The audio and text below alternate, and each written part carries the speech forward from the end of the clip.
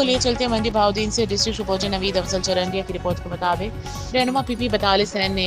69 چودھری جاوید گوندل مچو نے امیدوار برائے صدر بار ایسوسی ایشن ملکوال نقیب ریاض گھومن ایڈوکیٹ اور بار ایسوسی ایشن ملکوال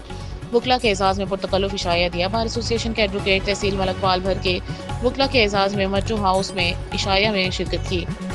شرکت کرنے والوں میں الطاف حسین بوسال ایڈوکیٹ، معظم اقبال رانجھا ایڈوکیٹ، سابق سیکرٹری بال ملکوال، چودھری مظفر گوندل ایڈوکیٹ، وقاص نظر گوندل ایڈوکیٹ، شعیب احمد گھیگا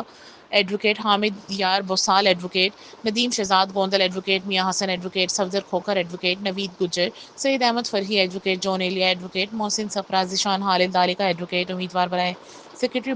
بار ملکوال حسن پھپڑا ایڈوکیٹ، توقیر بھٹی،